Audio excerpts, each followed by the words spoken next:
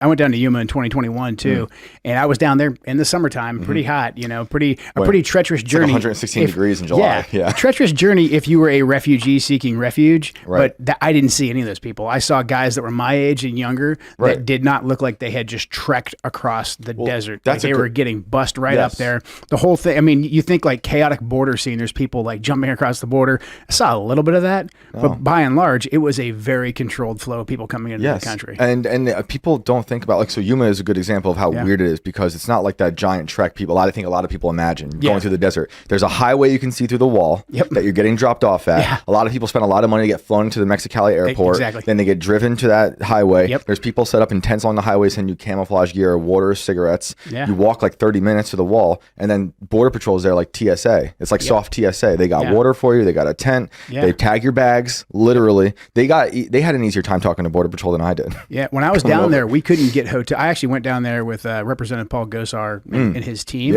and we couldn't get hotels in Yuma because the federal government had booked the vast majority of them for illegal immigrants. Yeah, it seemed like such a controlled portal. Yeah, because the immigrants don't stay there either.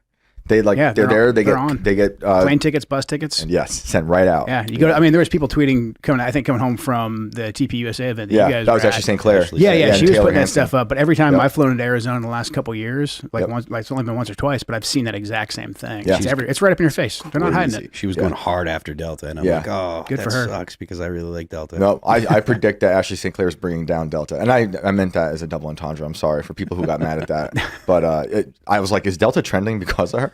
But the videos were going around, and it's good. People should know about it. I mean, when I was a teacher in Westchester, New York, and they were flying illegal immigrants into that airport. And that's a small little area, like outside of the city. Do you guys remember when the Biden admin was caught trafficking children?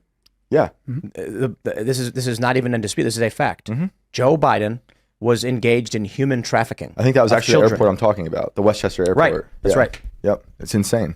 And I think, was it James O'Keefe who had the story? Someone had a story where maybe it wasn't James O'Keefe, where they had undercover video of one of the, I think it was a Border Patrol guy being like, if the American people knew what we were doing, they would revolt. Yeah. Carrie Lake shared a letter that she got with me from a guy from Border Patrol, and it was like, they've given up on the border here. The post he was at, he's like, there's hours a day where it's not even patrolled. I don't think they've given up. That's their plan. Well, yeah. He thinks they've given up, right? But this is a controlled collapse, is what it seems like.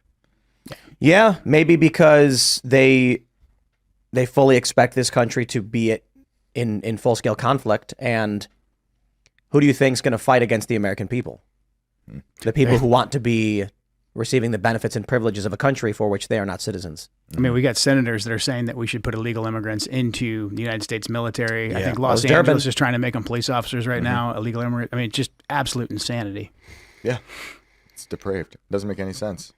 But it does for them. This is like their logic. It's logical for what they do. For them, all they care about is power. That's it. Like they mean what they're doing in Colorado, what they're doing at the border with the fentanyl. The only thing they care about is raw political power. Yes. If you operate under the assumption that they actually have a plan to help America, none of this makes sense. Right. If you understand that their plan is to destroy this country, it all makes sense. 100%.